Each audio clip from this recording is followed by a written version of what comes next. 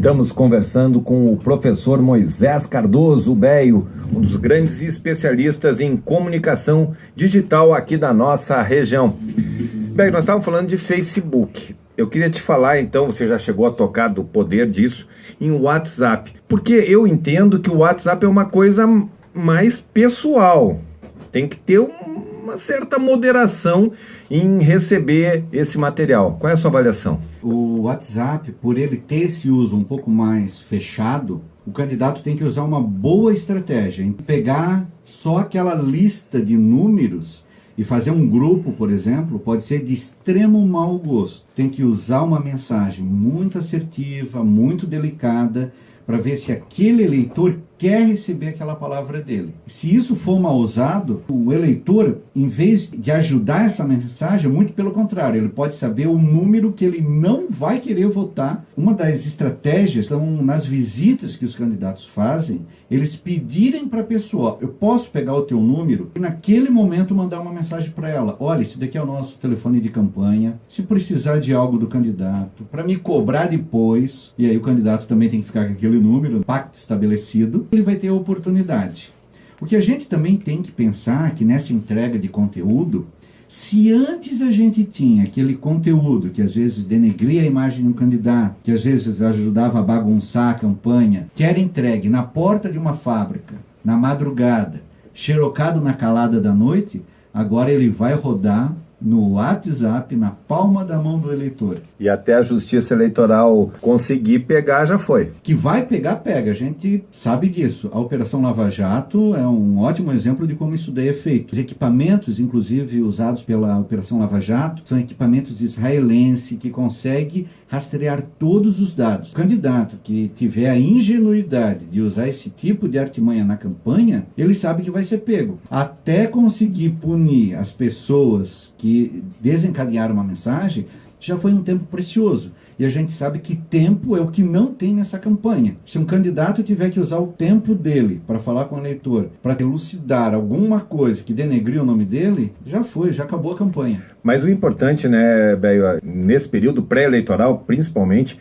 as pessoas mandando vídeos, e vídeos é uma coisa que, sabe, quando tu vai mandando muito, acaba travando um pouquinho o celular, os caras mandavam demais, daí tu chegar a ponto de bloquear. Isso vale para candidato, vale para palestrante de autoajuda, para coaching, sabe? Chega uma hora que, poxa vida, tem que saber se a pessoa quer receber isso aí. E aí o que tu faz? Acaba bloqueando, a pessoa nem vai saber disso. É que um vídeo de WhatsApp, ele não pode ser longo e ele não pode ser pesado. Porque a pessoa, quando ela baixa esse vídeo, ela está gastando do bolso dela para receber aquele conteúdo. É gastar o pacote de dados. É isso então, aí. Um vídeo que tem 1 minuto é um vídeo leve, que vai ter alguns Ks, né, de memória para serem baixados. Se o cara me entregar um vídeo de 5 minutos que está lá com 17 mega, a pessoa não vai baixar aquilo. E automaticamente vai criar uma antipatia com aquele candidato que manda conteúdo pesado e que muitas vezes trava o próprio aparelho da pessoa diante a quantidade de informação que vai mandando. Analogia que a gente pode fazer com aquela pessoa que só tem um único assunto. Aquele amigo fanático de futebol,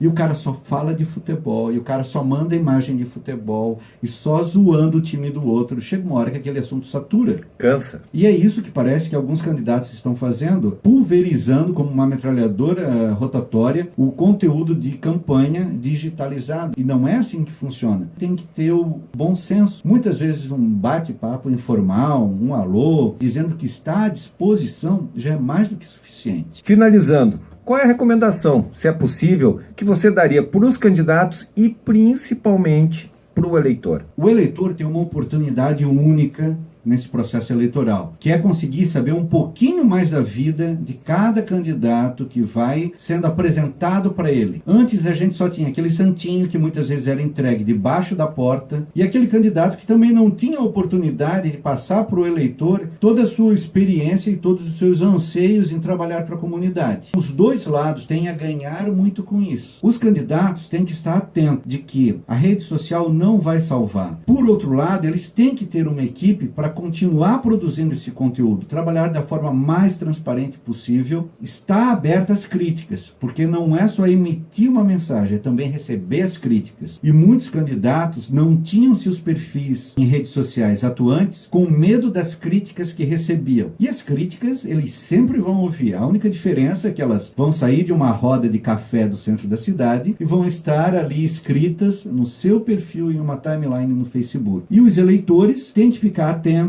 têm a oportunidade de conhecer propostas de candidatos que muitas vezes não têm o tempo justo num veículo de comunicação em massa, como um rádio ou a TV, e que muitas vezes têm algo interessante para falar. O mais importante, fazer parte do processo eleitoral. Aquela pessoa que não faz parte do processo eleitoral vai ser comandada por quem faz parte do processo. Então, se ele está pensando num determinado candidato, ele deve pegar o nomezinho do candidato e largar no Google e ver o que esse cara fez, ver se os pronunciamentos, ver se as propostas batem com o que ele pensa, a trajetória, o passado, porque o Google vai te dar muito isso. E além do Google, a gente tem os portais de transparências, sites da justiça, para saber se aquele candidato é ficha limpa, se as propostas que ele está apresentando naquele momento é viável ou não. O eleitor tem uma grande caixa de Pandora nas suas mãos para saber tudo sobre aquele candidato que está lutando para merecer o seu voto nas próximas eleições. Esse é Moisés Cardoso, professor universitário, especialista, um dos maiores especialistas aqui da nossa região em mídias digitais e internet. Eu quero te parabenizar pelo teu crescimento, pelo teu investimento em formação acadêmica. Realmente é uma coisa que tem que parabenizar e muito legal te receber aqui. E sempre que a rádio precisar, pode contar comigo. Esse foi Moisés Cardoso.